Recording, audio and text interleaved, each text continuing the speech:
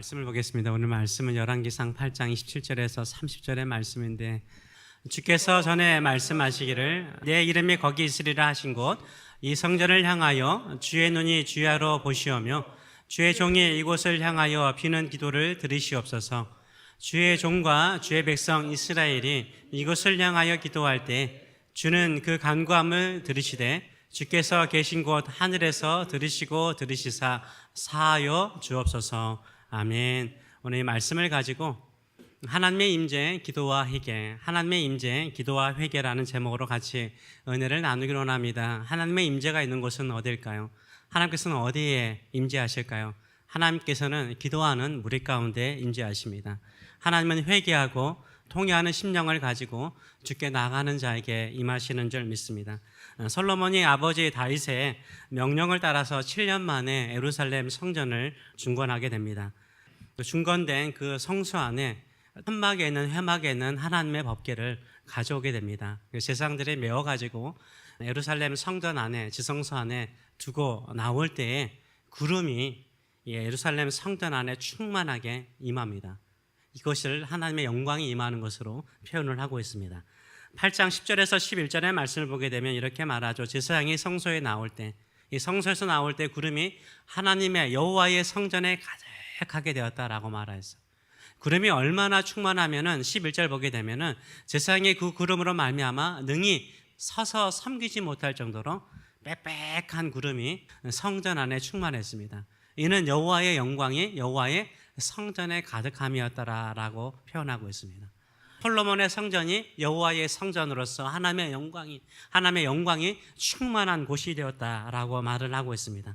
이 충만한 하나님의 임재가 있는 예루살렘 성전에서 솔로몬이 하나님께 봉헌 기도를 합니다.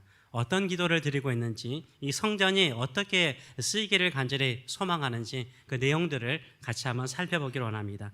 첫째는 성전은 기도하는 곳이 되기를 간구하고 있습니다. 왜 성전은 기도하는 곳이고 또 기도하는 곳이 되어야 됩니까? 바로 하나님께서 임재하시는 곳이기 때문이에요. 성전은 하나님께서 임재하시는 곳이잖아요. 성도를 만나는 곳이잖아요. 근데 하나님께서는요, 기도하는 성도 가운데 함께 하십니다. 기도하는 성도의 소리에 귀를 기울이십니다. 기도하는 성도의 모습에 주님의 시선이 있는 줄 믿습니다. 하나님은 창조주십니다. 하나님께서 창조하셨기 때문에 이 자연의 모든 만물보다 더 크신 하나님이시죠. 이 세상의 이 모든 것보다 크신 하나님이세요. 그럼에도 불구하고 하나님께서 우리를 향해서 시선이 두시고 하나님의 귀가 있는 곳이 있습니다. 바로 하나님의 이름을 부르는 성전에 하나님의 시선이 있는 줄 믿습니다. 그렇기 때문에 그것을 솔로몬이 먼저 고백합니다. 하나님께서 어찌 이런 예루살렘 성전 안에 거하실 수 있겠습니까? 그러나 주의 백성들이 이곳에 와서 주의 성전을 향하여 기도할 때는 우리에게 그 하나님의 귀를 기울여 주시옵소서, 들어주시옵소서, 그 시선이 우리에게 향하여 주시옵소서 간구하고 있습니다. 27절의 말씀을 보게 되면 이렇게 고백하고 있죠. 하나님이 참으로 땅에 거하시리까 하늘과 하늘들의 하늘이라도 온 우주를 말하죠. 주를 용납하지 못하겠거늘 하물며 내가 건축한 이 성전 이오리까. 그럼에도 불구하고 하나님께서 임재하시는 곳은 어떤 곳이에요? 기도하는 곳이에요. 하나님의 이름을 부르고 기도하는 곳에 하나님께서 임재하시는 줄 믿습니다. 그런 마음을 가지고 28절과 29절은 이렇게 고백을 하고 있습니다. 그러나 내 하나님 여호와여, 내 하나님 여호와여, 내가 섬기는 나의 하나님 여호와여, 주의 종의 기도와 간구를 돌아보시며 이 종이 오늘 주 앞에서 부르짖음과 비는 기도를 들으시옵소서.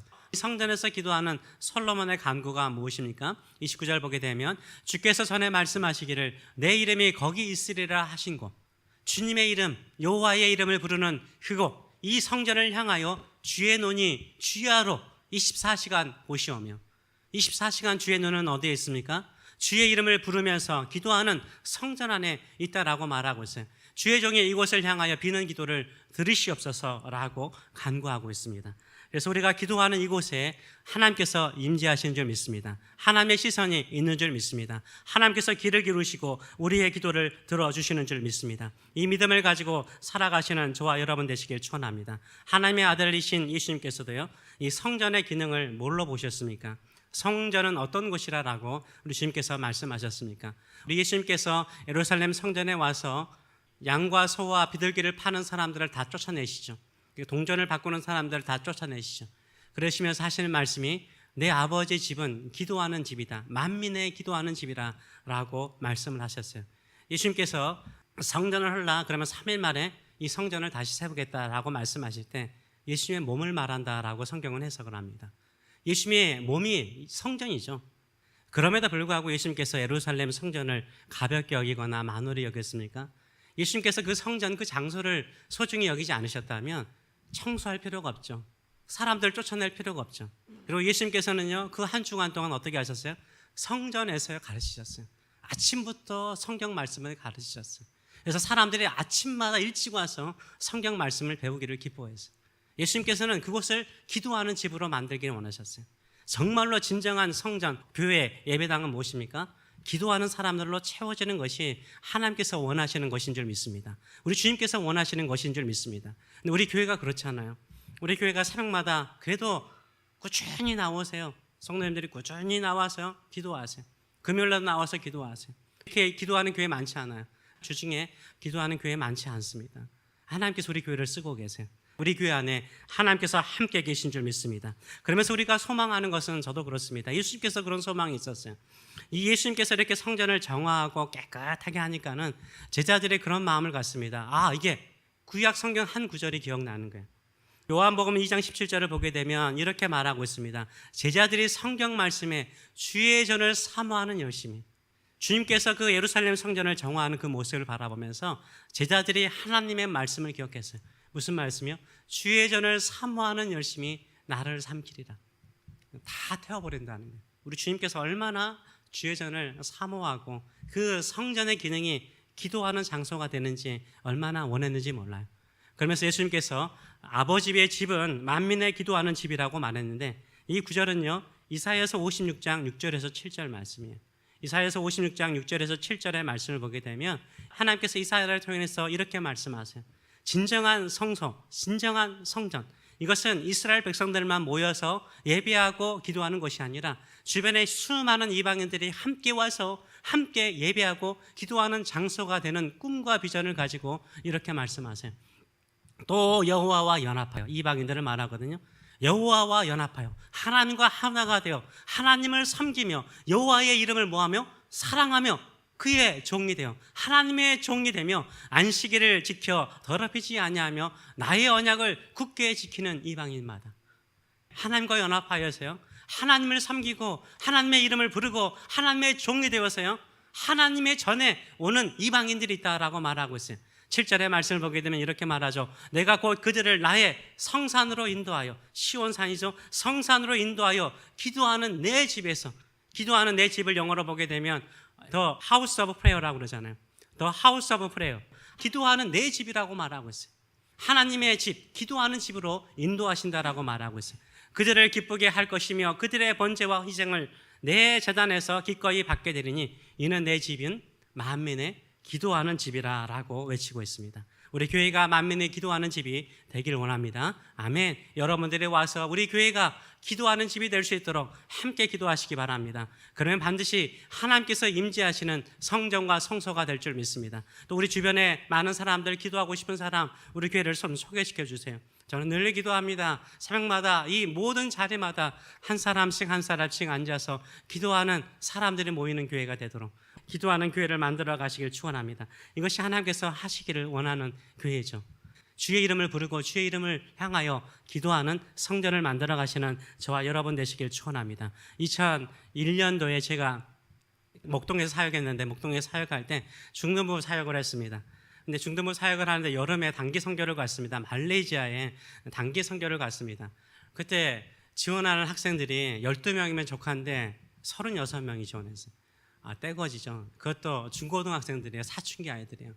지금도 그때를 생각하면 제가 저에게는 정말 힘들었습니다. 말 안 듣는 36명을 데리고 가서 선교하는 거. 거기가 또 말레이시아는 여러분도 알다시피 무슬림들이 참 많습니다. 무슬림들이 많기 때문에 공개적으로 또 복음을 전하기가 쉽지 않아요. 그래서 산간 지역, 또 소수민족이 사는 교회에 가서 복음을 전하고 전도하고 같이 찬양하면서 시간을 보낸 적이 있습니다.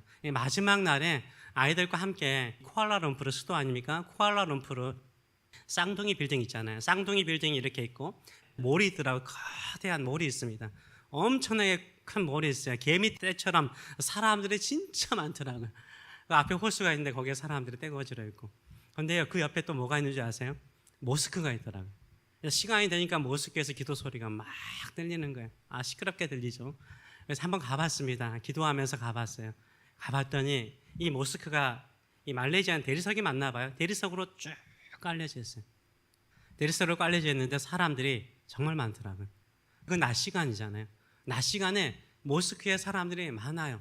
많아서 기도하는 사람, 또 거기 앉아서 이야기를 담소를 나누는 사람을 보았습니다.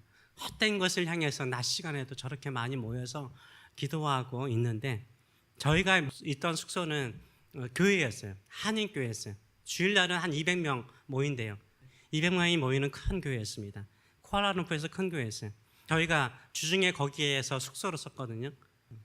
모스크에는 기도하는 사람들이 많은데 참된 하나님, 구원의 하나님, 예수 그리스도를 향해서 기도하는 사람이 없는 것을 보고 제 마음이 참 아팠습니다.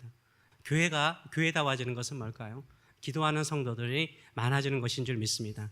여러분, 이 지역을 지나갈 때마다, 이 교회를 지나갈 때마다 이 교회 안에 와서 기도하시는 저와 여러분 되시길 축원합니다.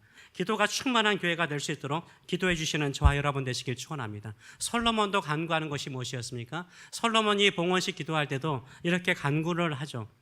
42절에서 43절의 말씀을 보게 되면 솔로몬도 이런 기도를 합니다. 그들이 주의 크신 이름과 주의 능한 손과 이방인들을 말합니다. 주의 펴신팔의 소문을 듣고 와서 이 성전을 향하여 기도하거든 주는 계신 곳 하늘에서 들으시고 이방인이, 이 솔로몬도 성전을 짓고 난 다음에 이스라엘 백성들만 그곳에 와서 예배하고 기도하는 것이 아니라 정말로 주님의 복음의 소식을 듣고 온 이방인이 주께 부르짖는 대로 이루어 주시옵소서.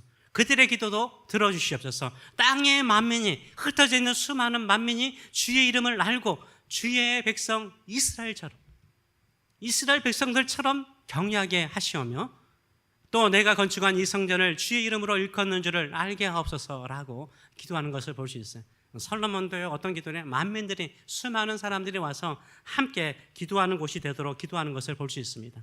우리의 마음에도 그런 마음이 되기를 원합니다. 우리 교회가 우리 성도만을 위한 기도처가 아니라 수많은 사람들이 함께 와서 기도하는 교회가 될 수 있도록, 그 안에서 하나님의 임재를 경험하는 교회가 될 수 있도록 기도하시는 저와 여러분 되시길 축원합니다. 둘째로는 성전의 기능에 대해서 솔로몬은 이렇게 기도하고 있습니다. 성전 안에 하나님의 용서의 은혜가 넘치는 곳이 될 수 있도록 간구하고 있어요.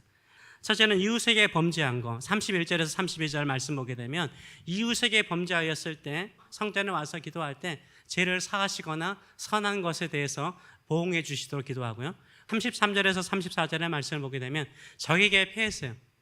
이스라엘 사람들은 내가 패하면 무슨 일이죠? 우리 안에 아간의 죄처럼 죄가 있기 때문에 패한 것이라고 생각을 했어요. 그래서 우리가 회개하고 돌아와서 기도하면 패한 것에서 우리를 구원해 주시도록, 회복시켜 주시도록 기도하고요. 가뭄이 들었어요. 자연적인 재해죠. 이 가뭄이라든가 그 다음에 37절과 40절의 말씀을 보게 되면 전염병이라든가 여러 가지 많은 병충해로 인하여서 고통 중에 있을 때 우리가 주께 와서 회개하고 간구하면 모든 것을 다 회복시켜 달라고 간구하고 있어요. 41절에 43절은 이방인들이 와서 이 성소에서 기도하면 응답해 달라고 간구하고 있고, 44절에서 45절의 말씀을 보게 되면 전쟁에 나갈 때, 전쟁은 하나님께 있잖아요. 하나님께 속한 거잖아요. 그래서 하나님께 기도하면 하나님께서 승리를 주시도록 간구하고 있습니다. 48절에서 53절의 말씀을 보게 되면 전쟁에 패하면, 옛날에는 전쟁에 패하면요 죽는 것으로 끝나는 것이 아니죠. 살아있으면 다 끌려가는 것이에요. 가족들 다 포로로 끌려가는 것이에요. 노예로 끌려가는 것이에요. 근데 포로로 끌려가서 하나님께 회개하고 기도하면 하나님 회복시켜 주시고 돌아오게 해달라고 7가지로 간구하고 있습니다. 근데 이 모든 기도 가운데 공통적으로 하나 들어간 것이 있습니다. 물론 이방인의 성전 기도는 빠지겠지만 뭐가 있냐면 회개가 들어가 있어요. 회개가 들어가 있어요. 자신의 죄를 회개하고 주님께 은혜를 구하면 회복시켜 달라고 간구하는 것이 솔로몬의 기도 가운데 하나입니다.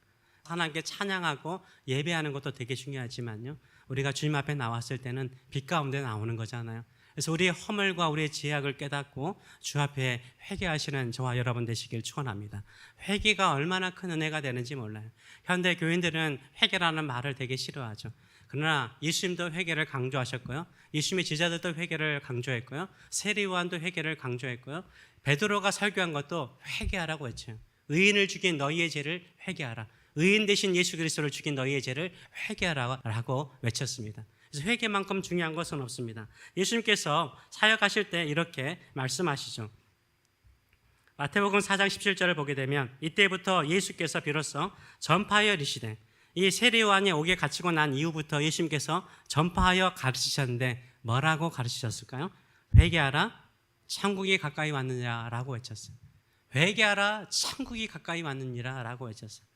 그리고 세리 요한도요. 세리 요한이 설교할 때 무슨 설교를 했을까요? 마태복음 3장 1절과 2절을 보게 되면 그때의 세리 요한이 사역하는 그때에 이르러 유대의 광야에서 전파하여 말하되 뭐라고 외쳤을까요? 회개하라, 천국이 가까이 왔다라고 말하고 있어요. 진정한 천국을 경험하기로 하느냐? 회개하라라고 말치고 있어요. 이것은 예수님의 메시지일 뿐만 아니라 세리 요한의 메시지였어요. 그러면 예수님께서 제자들을 파송하셨습니다. 파송한 제자들이 외쳤던 메시지는 무엇이었을까요? 마가복음 6장 12절의 말씀을 보게 되면 제자들이 나가서 뭐라고 외쳤을까요? 회개하라라고 외쳤어요. 회개하라라고 외쳤어요. 예수님이 전하는 복음에는 회개가 있었어요. 세리 요한의 메시지도 회개가 있었어요. 사도들이 나가서 복음을 전했을 때도 회개가 있었어요. 우리 안에 회개가 있어야 되는 거예요. 진정으로 사죄의 은혜를 경험하는 사람이요, 하나님의 임재를 경험해요. 사죄의 은혜를 경험하는 사람이 하나님의 은혜를 경험하는 거예요. 일상을 살다 보면은 그런 경우가 많아요. 집에서 여러분 설거지 하지 않으세요? 여러분 매일 옷을 입잖아요. 매일 음식을 먹기 때문에 쓰레기가 쌓이잖아요. 매일 음식을 먹으면 싱크대에 음식이 쌓여요. 그릇들이 더럽습니다. 그래서 매일 설거지를 하지 않습니까? 또 여러분 옷을 입을 때 입고 난 다음에 빨래하지 않습니까? 매일 빨래하잖아요. 집에 와서 보면은 먼지가 보이니까 청소하지 않습니까? 생각하지 않은 시간에 더러워지는 것을 우리가 발견해요. 그렇기 때문에 뭐합니까? 다시 쓰기 위해서, 다시 입기 위해서 청소하지 않습니까? 마찬가지예요. 우리도 하나님의 소유고 예수 그리스도 피로 말미암아 하나님의 백성이 되었습니다. 그러나 우리가 이 땅에 살아가면서 은근히 먼지가 쌓이듯이요, 그릇에 먼지가 쌓이듯이요, 우리 안에 더러운 것이 생기는 거예요. 그때 회개하시는 저와 여러분 되시길 축원합니다. 마치 설거지하듯이 회개하세요. 마치 목욕을 하듯이 회개하세요. 그것이 우리의 마음을 얼마나 정결하게 만들고 깨끗하게 하는지 모르죠. 저는 기분이 제일 좋은 때 중에 하나, 기도할 때가 제일 좋고요, 기도하고 돌아갈 때가 제일 좋고요, 두 번째로 좋을 때가 하나가 뭐냐면 여름에는 샤워하고 난 다음에 참 기분 좋더라고요. 여러분 안 그러세요? 우리가 씻고 나면 얼마나 기분 좋은지 몰라요. 회개도 마찬가지. 왜 신앙생활에 뿌듯할까요? 답답할까요? 그냥 뭔가 먼지 끼듯이 때가 막 묻듯이 답답할까요? 회개하라는 거예요. 회개하세요. 여러분의 마음에 불신을 회개하세요. 불평한 거 회개하세요. 감사가 없는 거 회개하세요. 하나님을 찾는 주의 전을 사모하는 열심이 없는 거 회개하세요. 내 욕심에 따라서 살아온 거 회개하세요. 내가 주님을 위해서 열심 내지 않는 거 회개하세요. 내가 복음을 위해서 산다라고 말하면서 복음 전하지 않는 거 회개하세요. 주님께서는 모든 것을 다 주셨는데 내 거 하나 드리는 거 아까워하는 것도 회개하세요. 회개하면요 마음이 깨끗해져요. 마음이 정결해져요. 한번 해보세요. 한 주간 한번 회개만 해보세요. 기도하면서 한번 회개만 해보세요. 여러분의 느껴지는 거, 성령이시여 내 마음속에 어두운 것을 밝히 보여주시옵소서. 내 마음에 깨끗하지 않은 거 밝히 보여주시옵소서. 기도하시고 마음에 생각나는 거 회개해보세요. 회개하면요 마음이 깨끗해져요. 깨끗하면 뭐가 보이죠? 하나님이 보여요. 마음이 청결한 자가 하나님을 본다고 그러잖아요. 마음이 청결한 자가 하나님을 보잖아요. 우리가 예수 그리스도의 피를 의지해서요 내 마음에 있는 모든 불신들을 회개하고 뉘우치고 주의 이름을 구하고 보혈을 의지하면요 주의 보혈이 모든 것을 깨끗하게 하실 줄 믿습니다. 그 안에서 하나님께서 내 안에 임하시고 나를 쓰시는 것을 발견하게 될 줄 믿습니다. 이런 믿음을 가지고 나가시는 저와 여러분 되시길 축원합니다. 그러면 솔로몬은 왜 우리가 거룩하고 깨끗하고 또 정결한 마음을 가지고 살아야 되는지 그 이유를 이야기를 하고 있습니다. 51절에서 53절의 말씀을 보게 되면 이렇게 말하죠. 그들은 주께서, 이스라엘 백성들은요 주께서 철 품무 같은 애굽에서 인도하여 내신 주의 백성, 주의 소유가 된다라고 말하고 있어요. 하나님의 백성, 하나님의 소유가 된다라고 말하고 있어요. 그런데 이 하나님의 소유로, 하나님의 백성으로 구원하실 때, 삼으실 때 어디에서 구원하셨다라고 말하고 있어요? 철 풀무 같은 애굽에서. 풀무, 용광로죠. 용광로가 있어요. 이 용광로가 지금 녹고 있어요. 여러분 용광로에서 끄집어낼 수 있어요? 그 쇳덩어리 끄집어낼 수 있어요? 우리 손 다 녹아버릴걸, 우리 손 다 타버릴걸요. 우리는 도저히 구원받을 수 없는 자리에 있었어요. 우리는 도저히 구원받을 수 없는 지옥의 불에 있었어요. 우리는 도저히 구원받을 수 없는 상황이 있었어요. 그런데 예수 그리스도께서 하나님의 권능의 능력을 가지고 우리를 끄집어내서 하나님의 백성, 하나님의 소유로 삼으신 줄 믿습니다. 아멘. 원하건대 주는 눈을 들어 종의 간구함과 주의 백성의 이스라엘의 간구함을 보시고, 계속해서 뭘 강조합니까? 기도를 강조하잖아요. 주께 부르짖는 대로 들으시옵소서. 우리의 기도를 들으시옵소서. 왜 들어야 됩니까? 53절의 말씀을 보게 되면 주 여호와 주께서 우리 조상을 애굽에서 인도하여 내실 때 주의 종 모세를 통하여 말씀하신 같이 주께서 세계 만민 가운데에서 그들을 구별하여 주의 기업으로 삼으셨나이다 라고 고백하고 있습니다. 수많은 사람들 가운데 저와 여러분을 하나님의 백성으로 삼으셨습니다. 하나님의 자녀로 삼으셨습니다. 우리를 통해서 뭐 하기를 원하실까요? 주의 이름으로 주의 소유된 자로서 기도하기를 원합니다. 간구하기를 원합니다. 우리가 기도할 내용들이 얼마나 많습니까? 주변에 악이 얼마나 팽배하고 있습니까? 하나님의 말씀을 어기며 세상이 얼마나 악하게 돌아가고 있습니까? 이때일수록 믿음의 성도들은 성소에 모여서 기도하시는 저와 여러분 되시길 축원합니다. 남에게 탓을 돌리거나 세상이 문제다, 환경이 문제다 라고 말하기보다는 이 모든 것이 내가 빛과 소금의 역할을 감당하지 못하고 기도하지 않았기 때문입니다. 회개하고 기도할 때 하나님께서 우리 가운데 임재하시고 우리를 통해서 일하여 주실 줄 믿습니다. 우리를 하나님의 기업으로 쓰실 줄 믿습니다. 이런 믿음을 가지고 주께 기도하시는 저와 여러분 되시길 축원합니다. 하나님의 능력을 경험하시는 저와 여러분 되시길 축원합니다. 기도하겠습니다. 살아계신 하나님 아버지, 우리는 기도 생활을 통해서 많은 것을 압니다. 달라라고. 왜 없습니까? 달라라고 구할 때마다 우리 마음에 욕심만 있을 뿐입니다. 답답함만 있을 뿐입니다. 아무것도 이루어지지 않을 것처럼 느껴지기 때문에 기도하고 돌아가더라도 될까라는 의심을 가질 때가 참 많습니다. 성전에 와서 나의 허물을 고백하고 나의 연약함을 고백하고 나의 실패를 고백하고 나의 병든 것을 고백하고 나의 넘어짐을 고백하고 나의 죄악을 고백하고 수십 년 동안 해결하지 못한 문제를 고백하고 십자가를 붙들 때 주의 보혈을 의지할 때 우리 몸이 씻음받는 것처럼 우리 마음이 씻음을 받습니다. 고침을 받습니다. 이제는 하나님께서 일하시고 하나님께서 우리 가운데 역사하시며 우리의 기도를 통해서 모든 것을 회복시켜 주실 것이라는 확신으로 변화되나이다. 이 성전의 의미를 우리가 온전하게 깨닫고 그 믿음대로 사는 자, 간구하며 사는 자, 기도하면서 거룩한 성전을 만들어가는 저희들의 삶들이 될 수 있도록 축복하여 주시옵소서. 이제는 우리를 사랑하시되 늘 주의 이름을 부르고 성소를 향하여 나오는 자에게 은혜 베푸시기를 기뻐하시는 하나님 아버지의 크신 사랑하심과 우리를 위해서 십자가에 죽으시고 우리의 어떠한 허물도 동에서 서에서 먼 것처럼 정결하게 하시는 우리 주의 놀라우신 은혜와 오늘 또 약함을 가지고 회개하며 나갈 때마다 합력하여 선을 이루시는 하나님의 은혜로 회복시키시는 성령의 임재하심과 교통하심이 사랑하는 성도들 머리 위에 또 자녀들 머리 위에 영원토록 함께 하시기를 축원하옵나이다. 아멘.